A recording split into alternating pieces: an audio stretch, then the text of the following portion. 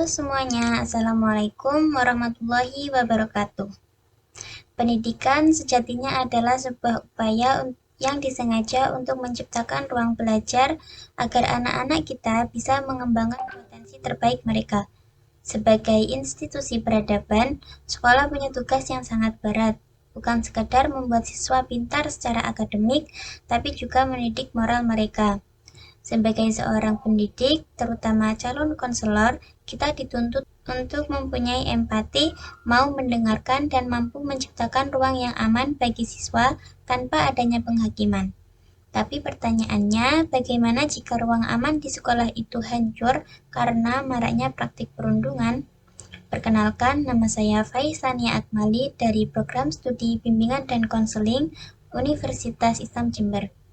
Di video kali ini, saya akan mempresentasikan hasil proyek ujian akhir semester untuk mata kuliah landasan pendidikan.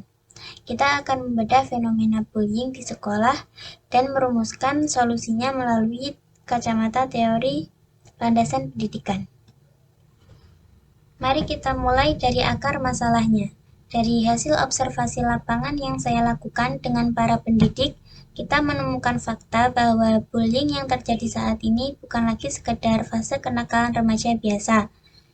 Ini sudah bermutasi menjadi kekerasan sistemik yang sangat merusak.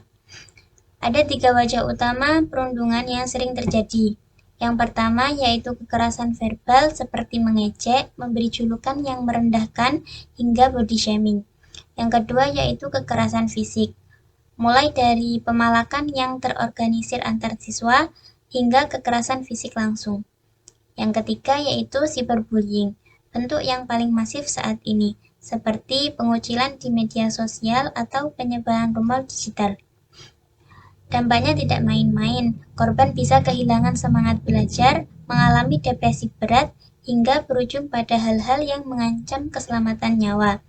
Tingginya angka kasus ini menunjukkan adanya rantai yang terputus antara apa yang kita pelajari di teori pendidikan dengan kenyataan di sekolah. Lalu mengapa kekerasan ini terus berulang? Sebagai calon konselor, kita harus melihat masalah ini dari lensa makro menggunakan teori landasan pendidikan. Jika dilihat dari hakikat manusia dan makna pendidikan, sekolah seharusnya menjadi tempat untuk memanusiakan manusia.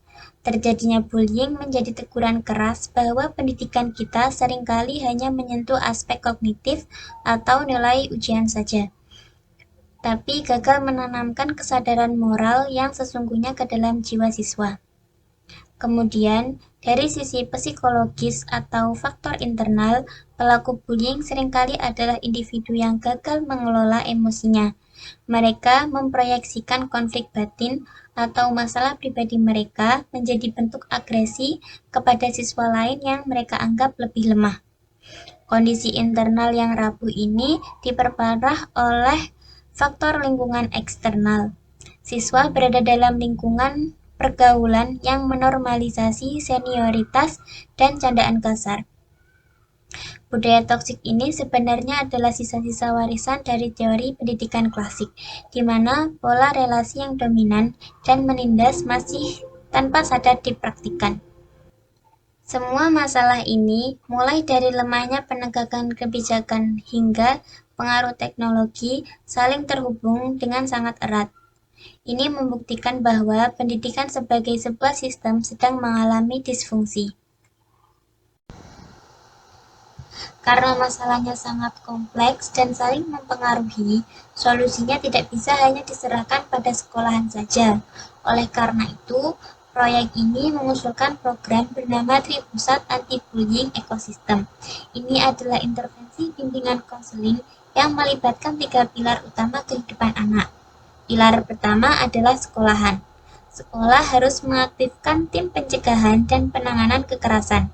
Peran guru BK di sini bukan lagi sebagai polisi sekolah yang hanya menghukum, melainkan melatih siswa menjadi konselor sebaya untuk deteksi dini dan menggunakan pendekatan restoratif justice dalam menyelesaikan masalah.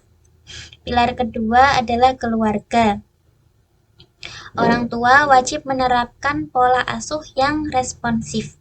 mengawasi penggunaan gadget anak untuk mencegah cyberbullying, dan terus berkolaborasi dengan guru.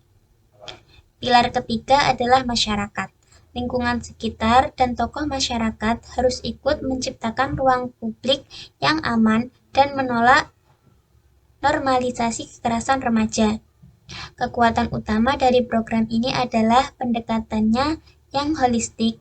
Kita tidak cuma fokus menghukum si pelaku, tapi memperbaiki seluruh ekosistem tempat anak-anak kita tumbuh. Sebagai kesimpulan, fenomena bullying bukanlah insiden tunggal, melainkan cerminan dari rapuhnya fondasi pendidikan kita. Masalah ini menggabungkan kegagalan menanamkan nilai kemanusiaan, dinamika emosi remaja yang labil, dan disfungsi sistem lingkungan sosial. Oleh karena itu, lewat kolaborasi Tripusat Pendidikan, sekolah, keluarga, dan masyarakat, kita bisa mengembalikan marwah pendidikan yang sesungguhnya. Khususnya bagi para calon guru BK, ini adalah panggilan untuk menjadi inisiator perubahan yang kolaboratif, proaktif, dan peka terhadap perkembangan di era digital.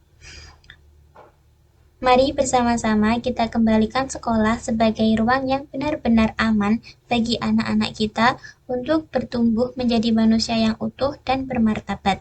Demikian presentasi laporan proyek saya. Terima kasih banyak atas waktu dan perhatian Ibu dosen serta teman-teman.